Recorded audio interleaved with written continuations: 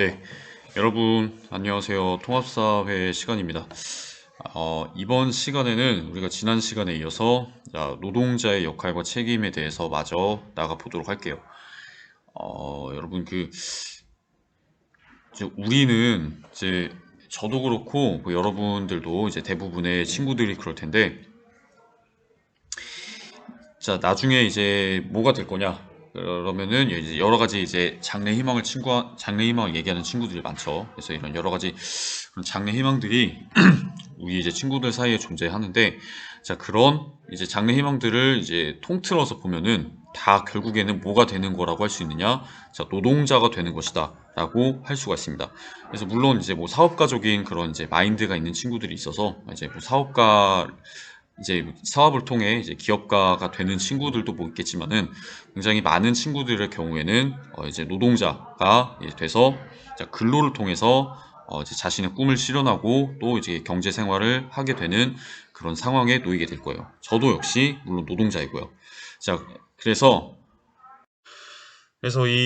이 노동자들이 어떤 이제 역할을 담당하는지에 대해서 배우는 것이 굉장히 좀 중요하다라고 생각을 해볼 수가 있는데, 자, 이 내용을 배우기 앞서서 우리가 노동이라는 것이 어떤 개념인지 한번 먼저 이제 살펴보고 넘어가도록 할게요.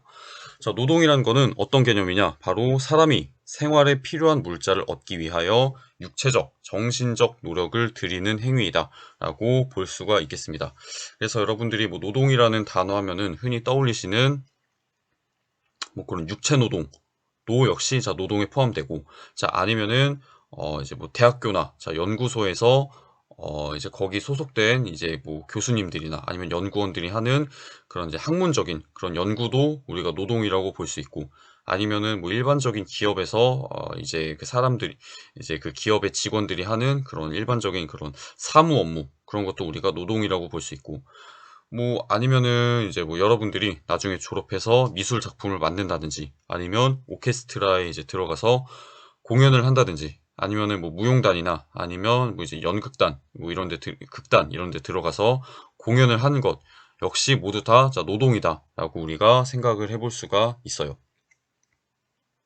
자 그렇기 때문에 자 노동은 이제 한 번 더 정리하면은 뭐라고 할 수 있느냐? 사람이 살아가기 위해서 반드시 해야 되는 행위라고 정리를 할 수가 있겠습니다. 자, 그렇기 때문에 노동이라는 거는 또 어떤 의미를 가지고 있냐면, 임금 소득의 원천이자 자신의 잠재력을 실현하는 방법이다 라는 의미를 가지고 있습니다. 네. 그래서 사람은 자 노동을 통해서 생활에 필요한 것을 이제 생활에 필요한 것을 만들어내고, 또 자 노동이라는 것을 통해서 이제 생활을 자 꾸려 나갈 수 있는 그런 이제 경제적인 자 임금을 자 얻게 된다라고 보시면은 될 것 같아요. 또 그리고 자 노동이라는 것을 통해서 자신의 자 능력을 자 실현하고, 또 자신의 능력을 발전시키고, 또 자신의 잠재력을 실현하면서 더 나아가서는 자신의 자아를 이제 이제 사회에서 자신의 자아를 이제 실현하게 된다라고 여러분들이 보시면은 되겠습니다. 자, 그렇기 때문에 노동자는 자 기업의 노동을 제공한 대가로 임금을 받아 경제 생활을 한다라고 여러분들이 이해를 하시면은 될 것 같아요. 그래서 제가 아까 전에 자 기업 그리고 기업가의 역할에 대해서 설명하면서, 자 기업은 자 뭐라고 했냐면은 생산 요소의 수요자라고 했죠. 그래서 기업은 자 노동이라는 것을 공급받고, 자 그 대가로 노동이라는 이 생산 요소에 대해서 자 임금을 제공한다라는 얘기를 했어요. 그래서 이제 그 이야기와 자 일맥상통하는 내용이 자 여기에 나와 있다라고 보시면은 되겠습니다. 네. 그래서 노동자는 기업에 자 노동을 제공하고 그 대가로 자 임금을 받아서 경제 생활을 한다라고 보시면 되는데, 이 경제 생활에서 여러분 굉장히 중요한 비중을 차지하는 게 뭐냐면은 소비 생활이에요. 소비 생활. 네. 자, 그렇기 때문에 이 노동자들의 경제 생활에서 소비 생활이 굉장히 중요한 역할을 차지하기 때문에, 다시 정리하자면은 노동자는 뭐라고 할 수 있냐면 소비자라고 할 수가 있는 겁니다. 예. 그래서 뭐 노동자라는 말과 이제 근로자라는 말을 이제 같은 의미로 사용하고 있는데, 여러분 뭐 노동자 이퀄 자 근로자다라고 여러분들이 보시면 되겠습니다. 자, 어쨌든 네, 그런 이제 노동자는 이제 경제 생활을 이제 하고 그 경제 생활을 하면서 자, 소비 생활이라는 것을 굉장히 이제 많이 하기 때문에 노동자는 곧 소비자다라고 보시면은 될 것 같아요. 자, 그리고 이 노동자들을 자, 고용하는 기업은 사회에 필요한 여러 가지 자, 일자리를 창출하는 그런 역할도 담당한다라고 여러분들이 보시면은 되겠습니다. 그래서 제가 이 기업이 이제 일자리를 창출하는 그런 역할을 담당한다라는 얘기는 이제 앞에서는 이제 하지 않았던 내용인데 여러분이 이 내용도 잘 기억을 해 놓으시면 좋을 것 같아요. 네. 기업이 담당하는 역할 중에는 사회에 필요한 자, 여러 가지 일자리를 자, 창출하는, 일자리를 자, 만들어내는 그런 역할도 존재한다. 자, 그것이 바로 기업의 역할로서 존재한다. 라고 여러분들이 이해를 하시면 되겠습니다. 네. 자, 그래서 어쨌든 노동이라는 거는 이런 이제 성격을 가지고 있는데 우리가 이제 그렇기 때문에 사회에서 거의 대다수의 사람들이 이제 기업에 이제 고용돼 가지고 노동자로서 살아가고 있다라고 볼 수가 있어요. 자, 그렇기 때문에 이 노동자들이 어떤 권리를 자 갖고 있는지 우리가 알아보는 것 이제 이 노동자들이 어떤 권리를 가지고 있는지 알아보는 것 역시 굉장히 중요하다라고 생각을 해볼 수가 있겠습니다. 자, 그래서 우리 사회에서 노동자들은 어떤 권리를 가지고 있느냐? 첫 번째, 바로 인간다운 삶을 누릴 권리를 가지고 있습니다. 그래서 과거 사회에서는 이제 노동자들이 좀 인간으로 대접받지 못하고 좀 기계, 부품, 약간 이런 대우를 굉장히 많이 받았었는데 사회가 발전되고 좀 인권 개념이 발전되면서 자, 노동자들의 권리 역시 점점점 자, 향상이 돼서 노동자들도 자, 인간다운 삶을 누릴 권리를 자, 보장받게 되었다라고 보시면 되겠습니다. 자, 그 다음에 이제 노동자들의 권리로서 나와 있는 게 뭐냐면은 바로 적정 임금을 받을 권리입니다. 네, 그래서 이 적정 임금을 받을 권리는 인간다운 삶을 누릴 권리와 굉장히 밀접한 자, 관련이 있다라고 여러분들이 이해를 하시면 될 것 같아요. 자, 그래서 우리나라에서는 여러분들 이 노동자들의 자, 적정 임금을 받을 권리를 자, 어떤 것을 통해서 보장해주고 있느냐? 자, 바로 우리가 이제 앞서서 배운 자, 근로기준법을 통해서 보장하고 있다. 여러분들이 그렇게 이해를 하시면 되겠습니다. 그래서 이 근로기준법에 나와 있는 자, 최저임금이라는 것을 통해서 자, 노동자들의 적정 임금을 받을 권리를 보장하고 있다. 여러분들이 그렇게 이해를 하시면 될 것 같아요. 그래서 최저임금이라는 것을 통해 적정임금을 받을 수 있다라고 보시면은 될 것 같고, 자, 그 다음에 노동자들이 이제 그 보장받는 권리로 우리가 또 생각해 볼 수 있는 게 뭐냐면은 바로 자, 노동 3권입니다. 자, 근데 이 노동 3권은 이제 무엇에 대한 권리냐면은 자, 노조에 대한 권리예요. 네, 노조는 이제 노동조합을 의미하죠. 자, 그래서 노동자들이 자, 노동조합이라는 것을 자, 만들고 자, 운영할 수 있는 자, 권리가 바로 자, 노동 자, 3권에 포함되어 있다라고 보시면은 되겠습니다. 자, 그래서 이 노동 3권은 크게 단결권과 그다음에 단체 교섭권, 그다음에 단체 행동권이라고 하는 자, 세 가지 요소로 구성되는데 자, 이 세 가지 권리가 각각 어떤 의미를 가지고 있는지 이거는 교과서에도 나와 있는데 교과서가 없는 친구들이 있을까 봐 제가 여기다가 네, 설명을 여기 제시를 해놨어요.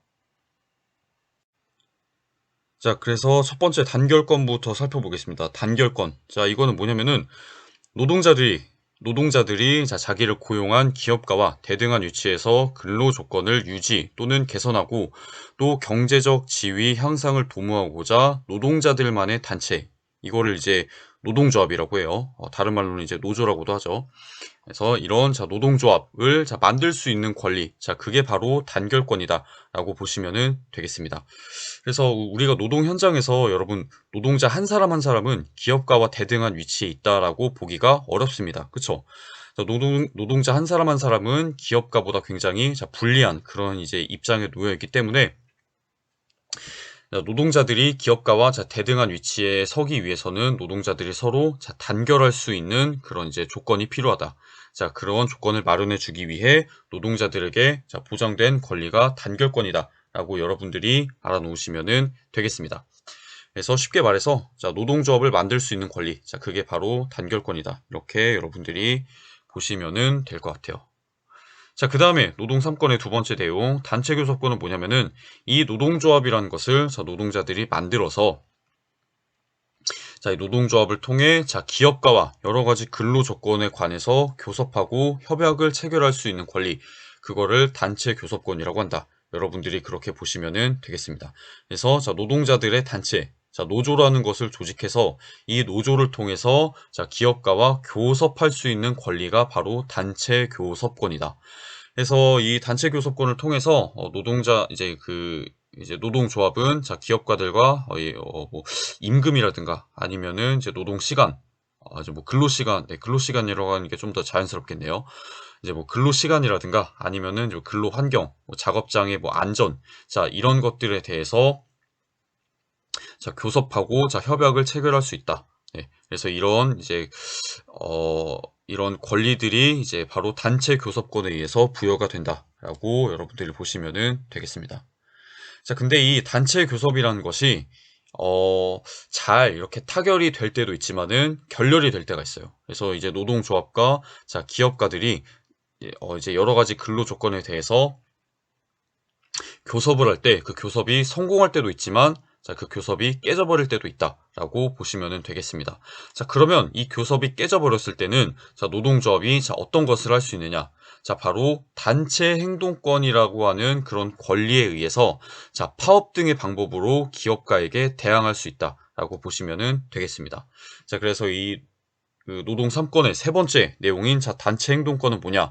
자, 바로 노동쟁의가 발생했을 때 이 노동쟁의라는 건 뭐냐면은 여러 가지 이제 근로 조건에 관해서 이제 노동조합과 자, 기업가 간에 자, 의견 충돌이 발생하는 것, 그것을 자, 노동쟁의다라고 여러분들이 보시면은 될 것 같아요. 자, 그래서 이런 노동쟁의가 발생을 했을 때 파업 등의 방법으로 자, 기업가에게 대항할 수 있는 권리가 자, 바로 단체 행동권이다라고 여러분들이 보시면은 되겠습니다. 네. 그래서 자, 노동조합이라는 것을 만드는 단결권, 자, 그리고 그 노동조합을 통해서 자, 기업가와 대등한 입장에서 자, 교섭할 수 있는 단체 교섭권.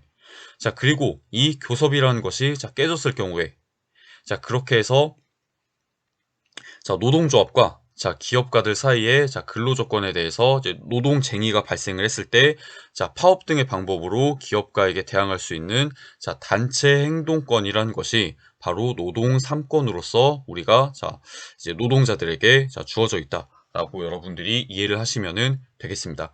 그래서 이 노동 3권은 여러분 우리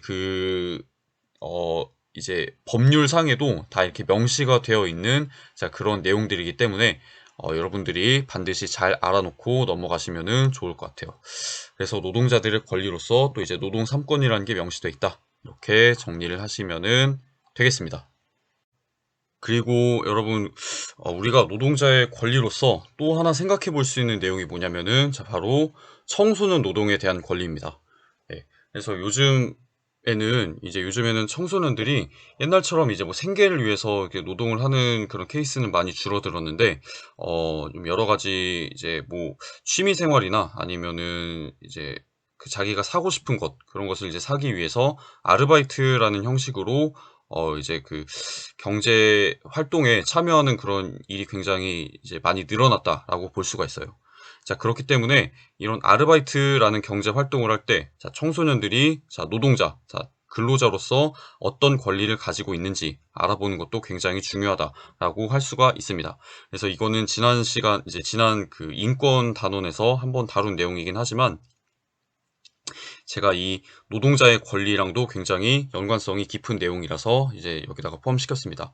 그래서 여러분이 이 경제 단원과 관련해서 이 내용도 여러분들이 잘 기억을 해 놓으시기를 바랍니다. 자, 그래서 이 청소년 알바 10개명은 뭐냐면 이제 고용노동부에서 작성한 건데, 제가 이거는 저번 이제 그 수업 시간 때 설명을 했으니까 간단하게 그냥 한 번씩만 짚고 넘어가 보도록 할게요. 네. 그래서 청소년 알바 10개명의 첫 번째 내용은 뭐냐? 자, 청소년은 여러분 만 15세 이상이어야 자, 근로가 가능하다라는 내용입니다. 예.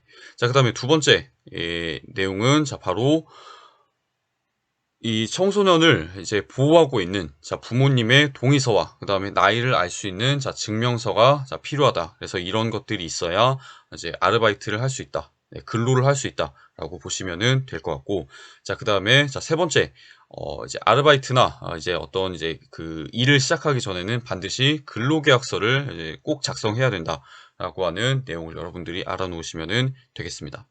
자, 그다음에 네 번째 내용은 뭐냐면은 자, 청소년도 성인과 똑같은 자, 최저시급을 적용받는다라고 알아놓으시면 되겠습니다. 이 4번이 굉장히 중요한데 청소년이라고 해서 성인보다 적은 돈을 받아야 되는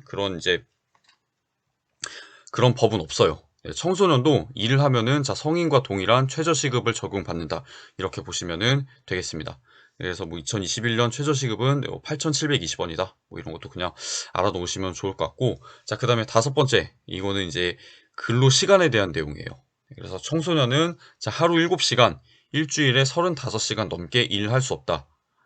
예, 라고 알아놓으시면 되겠습니다. 자, 근데 예외적인 조항이 있어요. 자, 만약에 청소년과 이 청소년을 고용한 자, 사용자가 합의하면 자, 하루에 8시간, 일 8시간, 그 다음에 주 40시간까지 일할 수 있다라고 보시면 되겠습니다.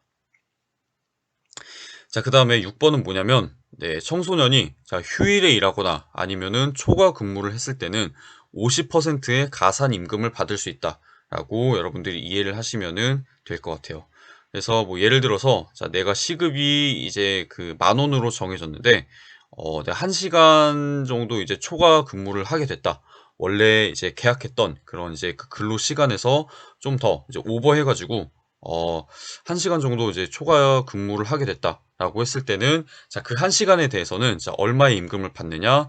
자, 바로 시급 10,000원에다가 이 시급 10,000원의 50% 5,000원의 자, 가산 임금을 적용받아서 자, 15,000원의 자, 임금을 적용받게 된다라고 여러분들이 알아놓으시면 되겠습니다. 네. 자, 그래서 휴일에 일하거나 초과 근무를 했을 때는 50%의 가산 임금을 받을 수 있다라고 여러분들이 이해를 하시면 될 것 같고, 자, 그 다음에 7번입니다. 7번. 네, 7번은 뭐냐면은, 자, 일주일을 개근하고, 그 다음에 15시간 이상 일을 하면 하루에 유급휴일을 받을 수 있다라는 내용입니다. 네. 자, 유급휴일은 뭐냐면은 급여를 받는 휴일이에요. 네, 그래서 일주일 동안 개근하고, 그 다음에 자, 15시간 이상 일을 하면은 하루에 유급휴일을 받을 수 있다. 라는 내용도 알아놓으시면 되고, 자, 그 다음에 8번입니다. 8번. 자, 일을 하다가 다치게 되면은, 자, 산재보험이라는 것을 통해서, 자, 치료와 보상을 받을 수 있다. 라고 여러분들이 보시면 될 것 같아요. 그래서 산재보험이라는 건 뭐냐면은, 산업재해보험입니다. 그래서 이 산업재해보험이라는 거는, 그 청소년들을 고용하는, 자, 사용자가, 이제 가입해서 전액 부담하는, 자, 그런 보험인데, 이 산재보험에 대해서는 사용자가 전액 부담하고 노동자의 부담은 이제 없다라고 하는 점을 여러분들이 기억을 해 놓으셨으면 좋을 것 같아요. 그래서 산재보험에 대한 내용도 잘 기억을 해 놓으시고, 자, 그 다음에 9번입니다. 9번. 자, 9번은 뭐냐? 자, 청소년은 자, 위험한 일이나 유해 업종의 일은 할 수 없다라고 되어 있는데, 대표적인 사례로는 자, PC방에서 하는 일이라든가, 네, 아니면은 주점에서 하는 일이라든가, 아니면은, 이제 좀 사람의 신체에 좀 해로울 수 있는 자, 유해 화학 물질 관련 영업. 자, 이런 것들은 자, 청소년들이 이제 할 수 없다라고 여러분들이 이해를 하시면 되겠습니다. 예, 청소년들이 이제 뭐 신체적으로나 정신적으로 좀 성숙하지 못한 그런 부분들이 있기 때문에 자, 이런 업종은 자, 청소년들이 자, 일하는 것을 금지하고 있다라고 보시면 될 것 같고, 네, 그다음에 뭐 청소년 권익센터로 이제 청소년들의 이제 그 노동에 대한 권리가 이제 침해당했을 때 자, 이런 청소년 근로권익센터로 자, 상담을 요청할 수 있다라고 여러분들이 이해를 하시면 되겠습니다. 네. 자, 그래서 어쨌든 이 10가지 내용, 자, 청소년 알바 10개명에 대한 내용도 여러분들이 반드시 잘 기억을 해 놓으시면은, 이제 나중에 여러분들이 혹시 이제 뭐 아르바이트를 하거나 아니면은, 어, 이제 어디 회사나 아니면 다른 이제 직장에 들어가서 일을 하실 때 굉장히 많이 좀 도움이 된다라고 말씀을 드리고 싶어요. 네. 자, 그래서 어쨌든 자, 이러한 여러 가지 자, 노동자들의 권리가 존재한다라는 내용으로 이렇게 여러분들이 이제 정리를 하시면 되겠습니다. 자, 그러면 여러분, 자, 권리가 있으면은 그 권리에는 반드시 뭐가 따라오죠? 네, 권리에는 반드시 책임이라는 게 따라옵니다. 자, 그래서 우리가 이제 배울 내용은 뭐냐면은 노동자의 책임에 대한 내용입니다. 근데 이거는 여러분 사실 그렇게 크게 어려운 내용은 아니에요. 네.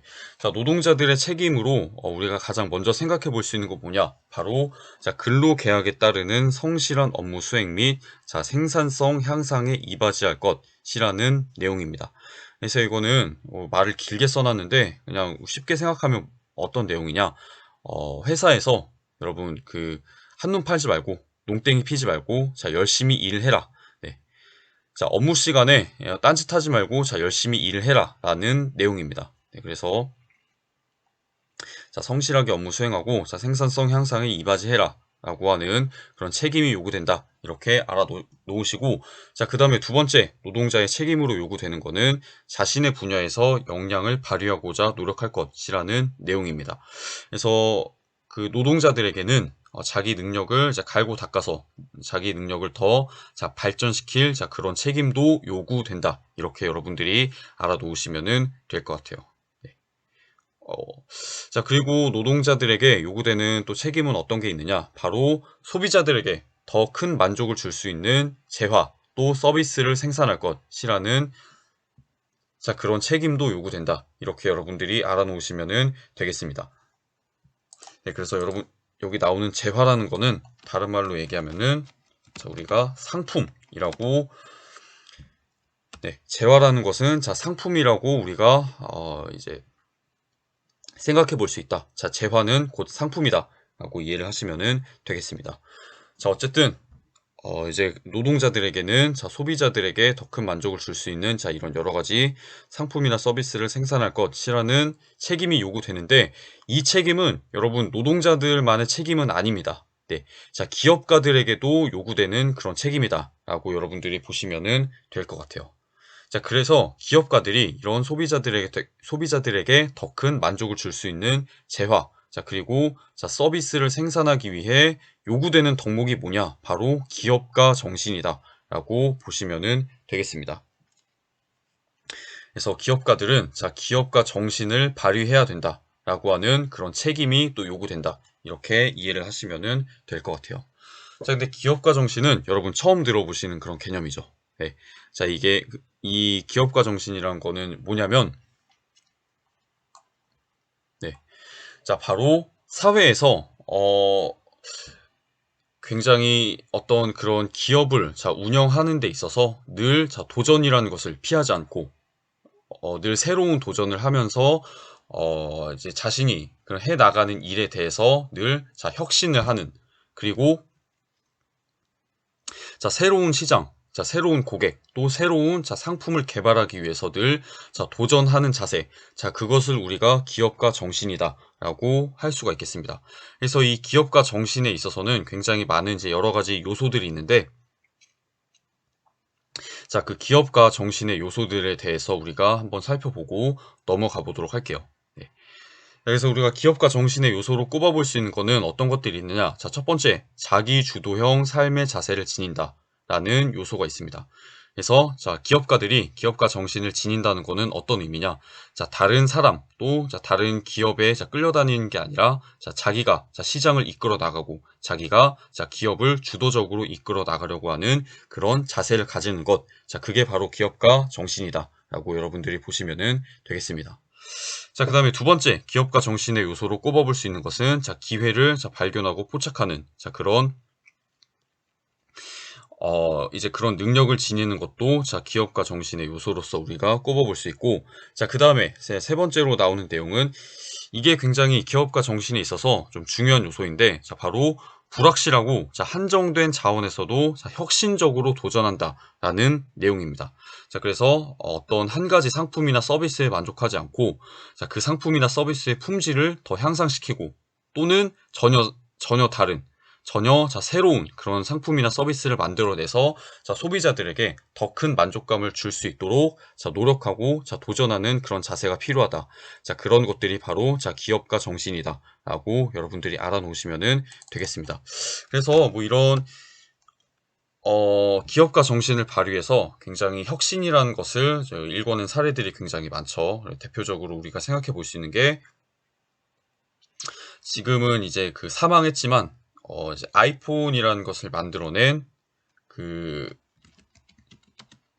뭐 스티브 잡스 같은 사람이라든가 아니면은 이제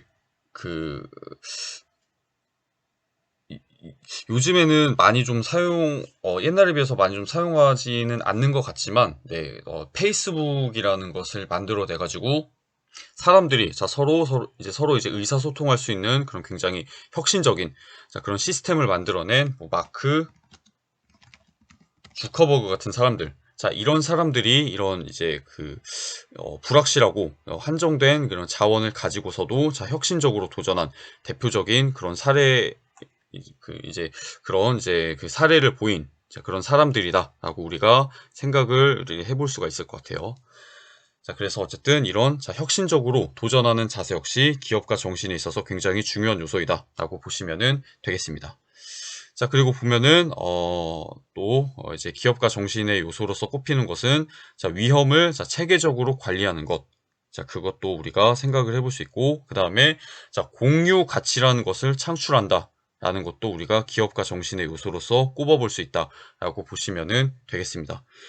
그래서 이 공유 가치라는 것도 여러분이 좀 들어보지 못하셨을 그런 개념인데, 이 공유 가치라는 건 뭐냐면은 경제적 가치와 사회적 가치를 동시에 창출하는 것을 의미하는 그런 개념입니다.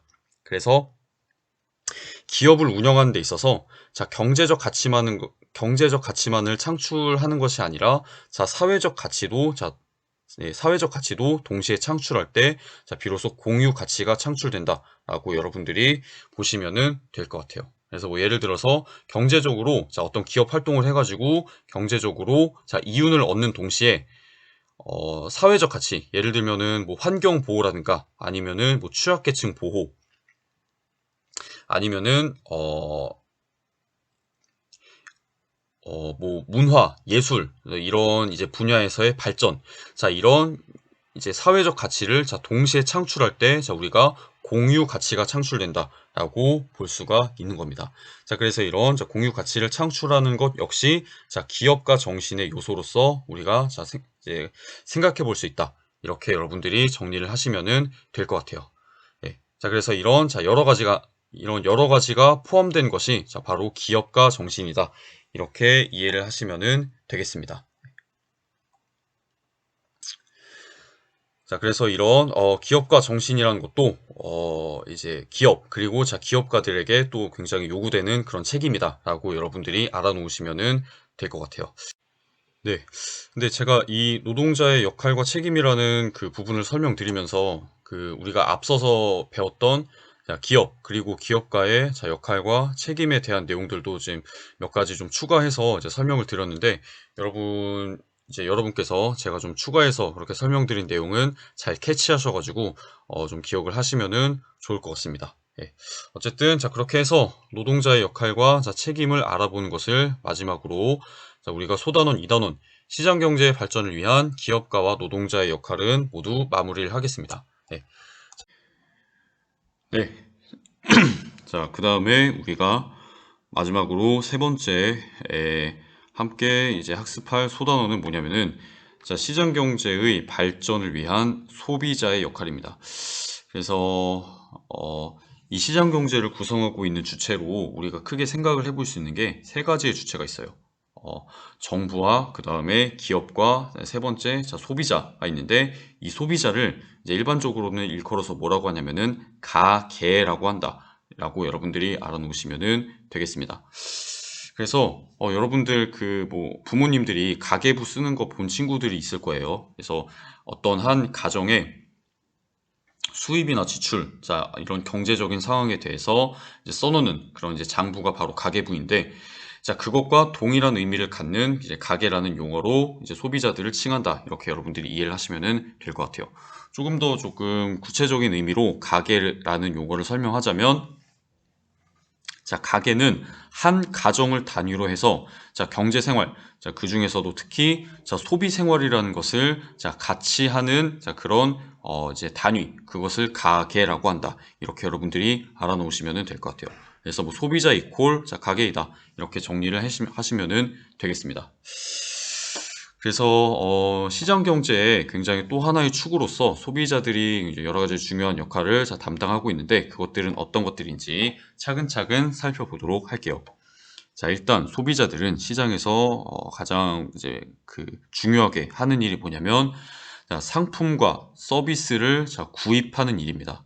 그래서 소비자들이 원하는 여러 가지 상품이나 서비스를 구입하는 그런 역할을 담당한다라고 여러분들이 보시면 될 것 같아요. 자, 그렇기 때문에 소비자들은 상품과 서비스 시장에 있어서 수요자의 그런 역할을 감당한다. 이렇게 이해하시면 되겠습니다. 그래서 다시 정리하자면 소비자 이콜 가게는 상품과 서비스를 구입하면서 상품, 서비스 시장의 수요자의 역할을 감당한다. 라고 보시면 될 것 같고, 자, 그럼 그 다음에 두 번째, 소비자가 하는 역할은 뭐냐면은 기업이 여러 가지 상품이나 서비스를 잘 생산할 수 있도록 생산 요소를 기업에 공급하는 그런 역할도 담당한다. 이렇게 여러분들이 이해를 하시면 되겠습니다. 그래서 제가 이 기업들이 이제 생산 요소를 어떤 것들을 이제 공급받는지에 대해서는 지난 이제 시간에 이제 수업을 통해서 얘기를 했었죠. 그래서 일반적으로 기업들은 노동, 자본, 토지라고 하는 이 세 가지의 생산 요소를 주로 공급받아서 상품과 서비스를 생산한다라고 했었는데 이 기업들에게 생산 요소를 공급해주는 역할을 하는 것은 바로 가게이다. 이렇게 여러분들이 보시면 되겠습니다. 그래서 소비자, 즉 가게 역할은 기업들에게 생산 요소를 공급하면서 생산 요소 시장의 공급자 역할도 동시에 담당한다. 여러분들이 이렇게 정리를 하시면 될 것 같아요. 그래서 시장에서의 소비자들의 역할은 이렇게 크게 두 가지로 살펴볼 수가 있고, 그 다음에 또 소비자가 하는 역할은 뭐냐면은 소비자 주권을 가지고 시장의 방향을 결정하는 역할이다. 이렇게 여러분들이 생각을 할 수가 있겠습니다. 자, 그래서 이 소비자 주권과 그 다음에 소비자 권익 보호에 대한 내용이 여기에 이제 명시가 되어 있는데 우리가 소비자 주권은 여러분 생소한 개념이기 때문에 한번 설명을 하고 넘어가도록 할게요. 네. 이 소비자 주권은 뭐냐면 바로 소비자들이 시장에서 갖는 주권을 의미한다. 이렇게 보시면 되겠습니다. 왜냐하면 소비자들의 행동은 시장에서 자원 배분의 방향을 결정하기 때문인데요. 이거를 쉽게 풀어서 얘기하자면 이렇게 생각을 해볼 수 있어요. 소비자들이 시장에서 선호하는 상품은 여러분 많이 팔릴까요? 아니면 적게 팔릴까요? 사람들이 좋아하는 상품은 시장에서 당연히 많이 팔릴 수밖에 없겠죠. 그리고 사람들이 좋아하지 않는 그런 상품은 시장에서 많이 팔리지 못하고 결국에는 시장에서 사라지게 된다라고 하는 그런 특성이 존재합니다. 그렇기 때문에 소비자가 어떤 상품이나 서비스를 좋아하느냐에 따라서 기업들이 어떤 상품이나 서비스를 얼마나 생산할지 그 생산의 방향이 결정되기 때문에 소비자의 행동은 시장에서 자원 배분의 방향을 결정한다라고 우리가 정리를 할 수 있는 겁니다. 그래서 이렇게 소비자들이 시장에 대해 가지고 있는 권리를 바로 소비자 주권이라고 한다. 여러분들이 이렇게 정리하시면 될 것 같아요. 그래서 소비자 주권은 여러분 과거 사회에서보다는 현대 사회로 더 발전돼 올수록 소비자 주권도 더 강해지고 있다. 이렇게 이해를 하시면 될 것 같아요. 왜냐면 현대 사회에서 소비자 주권이 이제 강화되는 그런 굉장히 결정적인 요건으로 생각해 볼 수 있는 게 인터넷의 발달입니다. 그래서 과거 사회에서는 어떤 시장이나 기업이나 상품에 대한 정보 접근이 굉장히 어려웠어요. 그래서 예를 들어서 어떤 상품이 얼마나 이제 어떤 상품의 가격이 어느 정도인가, 아니면은 이것과 어떤 상품과 비슷한 다른 상품은 가격이 어느 정도인가, 이런 것들을 비교해 보기가 굉장히 어려웠고 이런 것들에 대한 정보 접근이 굉장히 좀 이제 어렵고 불편했었는데 인터넷이라는 것이 발달하면서 시장, 기업, 상품에 대한 정보 접근이 굉장히 쉬워졌다라고 보시면 되겠습니다. 그래서 어떤 상품의 가격이 얼마나 하는가, 그리고 그 상품과 비슷한 다른 상품들은 어느 정도의 가격인가, 이런 것을 굉장히 요즘에는 쉽게 사람들이 이제 알게 되었고, 그 다음에 예를 들어서 또 어떤 기업이 소비자에게 굉장히 이제 불합리한 그런 이제 태도를 취한다거나 아니면은 소비자들에게 공급하는 상품이나 서비스가 굉장히 조금 품질이 안 좋고 굉장히 불량한 그런 성격을 가지고 있으면은 옛날에는 이런 어떤 소비자들이 피해야 되는 기업들에 대한 정보를 쉽게 사람들이 공유를 하지 못했어요. 근데 요즘엔 어떻죠? 어떤 기업이 만드는 어떤 제품이 굉장히 품질이 안 좋다더라. 품질은 안 좋은데 가격이 비싸다더라. 이런 정보가 있으면은 사람들이 그 정보를 굉장히 적극적으로 공유를 합니다. 그래서 요즘에는 특별히 SNS 소셜 네트워크 서비스가 굉장히 많이 발달을 했기 때문에 그런 인터넷 플랫폼들을 통해서 이런 기업들이나 시장 또 상품에 대한 정보를 굉장히 사람들이 많이 공유하게 되었다라고 여러분들이 이해를 하시면 될 것 같아요. 그래서 이런 인터넷의 발달을 통해서 사람들이 여러 가지 시장에 대한 또 기업과 상품에 대한 정보의 접근과 그 다음에 정보의 공유가 굉장히 쉬워졌기 때문에 소비자 주권이 굉장히 또 강해졌다라고 여러분들이 알아놓으시면 되겠습니다. 그래서 이 소비자 주권이 강해지고 또 소비자 주권을 잘 보호할 때 기업들이 더 좋은 상품과 서비스를 제공하기 위해서 노력하고 결국에는 시장 전체에도 이익이 가기 때문에 이런 시장에서 소비자 주권을 보호함과 동시에 소비자의 피해를 보상하고 그 다음에 소비자의 권익을 보호하기 위해 여러 가지의 법과 제도가 마련이 돼 있다. 그래서 국가적인 차원에서 이런 법과 제도를 소비자 보호의 차원에서 마련해 놓고 있다라고 알아놓으시면 되겠습니다. 그래서 이런 소비자를 보호하는 법과 제도의 대표적인 케이스가 바로 소비자 기본법이에요. 그래서 소비자 기본법은 소비자의 권익 증진을 목적으로 만들어진 법인데 구체적으로 보면은 소비자의 권리와 책무, 또 국가 및 사업자의 책무, 그 다음에 소비자 안전, 소비자 분쟁의 해결, 소비자 단체, 이런 여러 가지 조항에 대해서 규정해 놓은 법이 바로 소비자 기본법이다 라고 알아놓으시면 되겠습니다. 그래서 이런 여러 가지 조항들을 통해서 소비자 주권을 보호하고 소비자의 권익을 증진시키려는 그런 노력을 국가에서는 하고 있고, 그 다음에 이 소비자 기본법에 나온 조항을 바탕으로 만들어진 기관이 어디냐면은 바로 한국소비자원이에요. 그래서 이 한국소비자원은 어떤 역할을 하느냐, 한국 소비자 기본법에 나온 대로 소비자의 불만을 처리하고 그 다음에 소비자들이 시장에서 입게 되는 피해를 구제하는 역할을 합니다. 그 다음에 또 하는 역할은 소비자 권익과 관련된 제도와 정책을 연구하는 그런 역할도 하고, 그 다음에 소비자 권익 증진 및 소비 생활의 합리화를 위한 조사와 연구, 이런 것들도 한국소비자원에서 담당한다. 이렇게 여러분들이 정리를 하시면 될 것 같아요. 그래서 이런 법과 제도 또는 이런 기관들이 바로 소비자의 보호를 위해서 마련이 되어 있다. 이렇게 여러분들이 이해를 하시면 되겠습니다. 그래서 이렇게 소비자를 보호하고 그다음에 소비자 주권이 잘 실현되고 그다음에 소비자들이 여러 가지 시장에서의 역할을 제대로 수행할 때 시장 경제가 더 원활하게 발전할 수 있다. 이렇게 여러분들이 정리하시면 될 것 같아요. 예. 소비자들이 어떻게 보면은 시장이 굴러갈 수 있는 가장 기본적인 역할을 하고 있기 때문에 소비자들의 역할을 알아보는 게 굉장히 중요한 내용이다. 이렇게 정리하시면 되겠습니다. 그 다음에 이제 또 나오는 내용이 뭐냐면은 합리적 소비와 윤리적 소비에 대한 내용이에요. 그래서 현대 사회에 들어서서 소비자들은 전통적으로 많이 소비자들에게 강조되었던 합리적 소비를 뛰어넘는 윤리적 소비라는 것에 관심을 가지게 되었다. 이렇게 여러분들이 이해를 하시면 되는데, 우리가 전통적으로 소비자들에게 요구되는 태도가 뭐였냐면은 합리적 태도였어요. 여러분, 근데 우리가 이제 시장 경제에서 합리적 태도가 어떤 태도였죠? 바로 그쵸? 비용과 편익을 고려해서 편익이 가장 큰 쪽이 될 수 있도록 선택하는 것이 합리적 선택이었죠.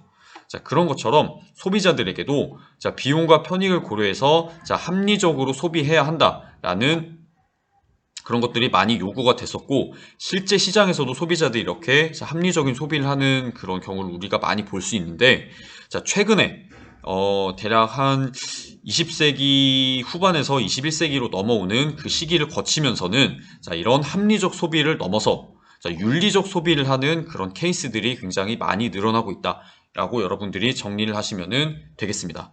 예. 근데 윤리적 소비라는 거는 뭐냐? 바로 이거는 윤리적 가치 판단에 따라 올바른 선택을 실천하려는 소비 행태라고 여러분들이 이해를 하시면 될 것 같아요. 그래서 요즘에 뭐 착한 소비 뭐 이런 얘기가 많이 나오죠. 자, 그런 착한 소비가 바로 자, 윤리적 소비이다. 이렇게 여러분들이 이해를 하시면 되겠습니다. 그래서 윤리적 소비의 대표적인 좀 사례로 꼽아볼 수 있는 케이스들이 뭐가 있느냐? 첫 번째, 자, 친환경 상품을 이용하는 것. 친환경 상품을 구입하고 소비하는 게 윤리적 소비의 좀 케이스로 꼽아볼 수 있는 사례이다. 이렇게 정리를 하시면 될 것 같아요. 환경의 오염을 많이 일으키지 않고, 그 다음에 이제 일회용 상품을 이제 줄이거나 아니면은 잘 이렇게 좀 이제 그 상품이 이제 뭐 분해나 아니면은 이런 상품의 이런 그 보존에 있어가지고 상품이 굉장히 이제 잘 썩어 들어가서 자연에 이제 나쁜 영향을 주지 않는 자, 그런 상품들을 소비하는 케이스를 우리가 윤리적 소비의 사례로 볼 수 있고, 자, 그 다음에 지역 사회에 이바지할 수 있는 상품. 그래서 이런 뭐 우리가 우리나라의 이제 그 대부분의 기업들이 이제 뭐 수도권에 몰려 있긴 하지만은 이제 지방에 있는 기업들도 굉장히 많거든요. 네, 이런 지방에 있는 기업 같이 자, 지역 사회 경제에 이바지할 수 있는 자, 그런 기업들이 만든 상품을 소비해서 자, 기업 이제 지역 사회의 경제가 발전할 수 있도록 이제 그런 소비 행태를 보이는 것 역시 자, 윤리적 소비의 한 가지 사례이다라고 우리가 생각을 해볼 수가 있겠습니다. 자, 아니면은, 자, 공정무역 상품.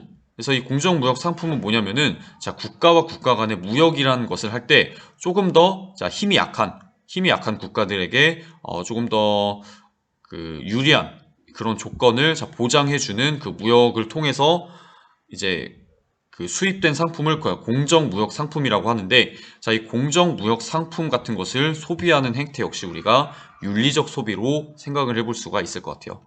자, 아니면은 뭐 사회적 기업이 만든 그런 이제 상품이나 서비스를 소비하는 것, 그것 역시 우리가 윤리적 소비라고도 생각을 해볼 수 있겠죠. 그래서 사회적 기업은 뭐냐면은 자, 바로 경제적 이윤과 그 다음에 사회적 목적을 함께 추구하는 기업이다 라고 정리를 할 수가 있겠습니다. 그래서 경제적으로 기업의 이익을 추구함과 동시에 사회적인 목적, 이거는 여러분 공익이라고 보시면 돼요. 공익. 자, 이윤과 공익을 자, 동시에 추구하면서 예를 들어서 뭐 취약계층, 장애인이라든가 자, 노인 아니면은 이제 외국인 이주민 이제 이런 사람들의 일자리를 자, 마련해 준다든가 자, 아니면은 환경 보호를 한다든가 아니면은 사회적으로 자, 핍박을 받는 자, 어려운 자, 그런 사람들을 자, 도와주는 자, 그런 목적을 함께 추구하는 기업을 우리가 사회적 기업이라고 한다. 이렇게 이해하시면 될 것 같아요. 그래서 우리나라의 뭐 사회적 기업으로 대표적으로 꼽히는 케이스가 이제 뭐 아름다운 가게라고 하는 그런 가게가 있는데 그 이외에도 이제 여러 사회적 기업이 이제 존재를 하고 있습니다. 자, 그래서 이런 사회적 기업의 그런 상품이나 서비스를 소비하는 것 역시 윤리적 소비로 꼽아볼 수 있다라고 정리하시면 될 것 같아요. 네. 자, 그래서 우리가 윤리적 소비에 대해서 이렇게 알아봤는데 이 윤리적 소비의 굉장히 그 좀 글로벌한 버전이 뭐냐면은 공정무역이라는 그런 형태입니다.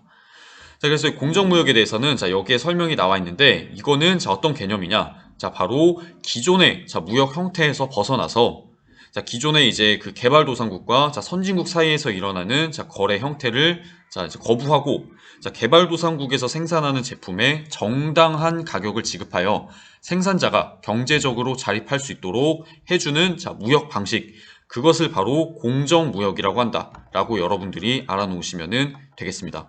그래서 우리가 기존에 이제 현대 사회에서 일어났던 무역의 그런 사례들을 살펴보면은 자, 개발도상국, 네, 이 개발도상국이 어떤 나라냐면은 경제적으로 이게 많이 발전되지 못하고 경제적으로 한창 개발되고 있는 그런 과정에 있는 국가를 우리가 개발도상국이라고 합니다.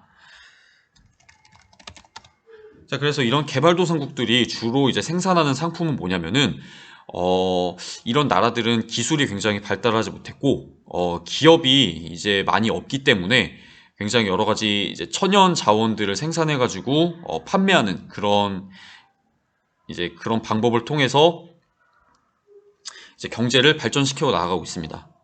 자, 그렇기 때문에 이런 개발도상국들이 주로 생산하는 상품이 뭐냐면은 초콜릿의 원료인 카카오라든가 아니면은 커피, 자, 차 같은 것들인데, 자, 이 개발도상국들은 주로 여러분 열대 기후 지역에 분포해 있어요. 아프리카라든가 남아메리카라든가 아니면은 뭐 동남아시아, 자, 이런 지역들을 주로 이제 분포가 되어 있기 때문에, 자, 이런 열대 기후 지역에 맞는 카카오, 커피, 차 같은 이런 작물들을 주로 생산해서 상품으로 수출하고 있다라고 보시면 되겠습니다. 자, 근데 이런 개발도상국에서 만든 상품을 주로 소비하는 건 누구냐면은 선진국이에요.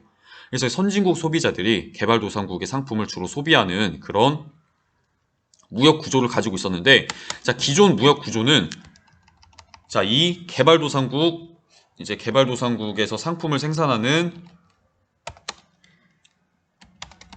자, 생산자와 그 다음에 이 개발도상국에서 만든 상품을 소비하는, 자, 소비자들 사이에 굉장히 많은 중간에 유통업체들이 있었습니다. 네. 자, 그래서 생산자와 소비자 사이에 유통업체가 굉장히 많았기 때문에, 자, 생산자들에게 돌아가는 이익이 굉장히 적었습니다. 예. 그래서 이런 유통업체도 굉장히 많았을 뿐 아니라, 그 다음에 선진국과 개발도상국 사이에 존재하는 경제적인 격차로 인해서 이제 선진국에서 이런 개발도상국의 상품을 수입을 할 때 굉장히 저렴한 가격에 수입을 하는 그런 경우가 많이 발생을 했어요. 그래서 개발도상국의 생산자들이 굉장히 경제적으로 이득을 별로 얻지 못하는, 그런 일들이 이제 기존의 무역 사례에서는 굉장히 많았는데, 이런 무역 사례를 극복하고자 새롭게 등장한 무역 방식이 바로 공정무역이다, 이렇게 이해를 하시면 되겠습니다. 자, 그래서 공정무역에서는 어떤 특징을 가지고 있느냐? 자, 바로 생산자와 소비자 간에 이제 존재하는 여러 유통 단계를 과감하게 축소했습니다. 자, 그래서 생산자와 소비자가 직접적으로 연결될 수 있도록 하는 그런 이제 무역 방식을 취하고 있어요. 네, 그래서 다시 우리가 본론으로 프린트로 돌아오면은, 자, 그거를 우리가 뭐라고 하냐면은 유통구조의 단순화라고 합니다. 그래서 생산자와 소비자를 직접 연결해 주는 것을 유통구조의 단순화라고 하는데, 자, 이렇게 유통구조를 단순화하고, 자, 그 다음에 이 개발도상국에서 생산하는 제품에 대해서 저렴한 가격이 아니라 조금 비싼 가격을 지급하더라도 정당하게 이렇게 가격을 지급을 해서 상품 판매 이익의 상당 부분이 생산자에게 돌아갈 수 있도록 하는 그런 구조를 가지고 있는 게 공정무역이다 라고 여러분들이 이해를 하시면 되겠습니다. 그래서 이 공정무역이 지금은 현재는 세계 무역 전체에서 차지하는 비중이 굉장히 적긴 한데, 그 비중이 점차 증가하고 있는 추세예요. 그래서 이제 공정무역 역시 우리가 윤리적 소비의 또 다른 굉장히 이제 새롭게 각광받는 그런 케이스로 생각을 해볼 수 있다. 여러분들이 이렇게 정리를 하시면 되겠습니다. 자, 어쨌든 이러한 윤리적 소비가 일어나게 되면은 시장 전체에는 어떤 이득이 있느냐? 자, 바로 윤리적 소비를 통해서 기업은 건전한 제품을 만들 수 있다. 그래서 윤리적 소비를 통해 기업이 건전한 제품을 만들도록 유도하게 된다라고 하는 장점이 있는 겁니다. 그래서 윤리적 소비라는 걸 하게 되면은 사람들이 이제 어떤 상품의 가격이 이제 저렴하고, 품질이 좋고, 이런 것에 대해 관심을 갖는 걸 넘어서, 기업이 사회에 어떤 기여를 하고 있는지, 혹은 기업이 불법적인 일을 하지는 않고 있는지, 기업이 생산한 제품이 깨끗하고 건전한, 그리고 이제 합법적인 그런 과정을 통해 생산된 제품인지, 이런 것들에 대해 관심을 굉장히 많이 갖기 때문에 기업이 건전한 제품을 만들 수 있도록 유도한다는 그런 좀 이점이 있다라고 보시면 되겠습니다. 자, 그렇게 해서 결국에 윤리적 소비는 사회 전체에 정의로운 경제 체제가 구축되도록 할 수 있다라고 하는 그런 이점이 존재한다. 이렇게 여러분들이 정리를 해 놓으시면 될 것 같아요. 네. 그래서 이 윤리적 소비라는 내용을 끝으로 해가지고, 네, 소단원 3단원, 시장 경제의 발전을 위한 소비자의 역할을 모두 다 마무리하도록 하겠습니다. 그래서 여러분 여기 밑에 나오는 탐구활동은, 네, 여러분이 자유롭게 윤리적 소비의 사례를 여러분 생활 주변에서 찾아서 한번 적어보시면 될 것 같고, 자, 다음 시간에는 뭘 배울 거냐? 다음 시간에는 우리가 중단원 3단원을 들어갈 겁니다. 중단원 3단원에서는 우리가 국제분업과 무역에 대해서 배울 건데, 이 내용은 좀 쉽지 않은 내용이에요. 그렇기 때문에 여러분이 미리 좀 예습을 하시면 좋을 것 같은데, 잘 그렇게 준비를 하셔가지고 우리가 또 수업 시간에 또 만나도록 하겠습니다. 네, 그래서 수업 듣느라 고생하셨고, 자, 오늘은 여기서 마무리하겠습니다. 감사합니다.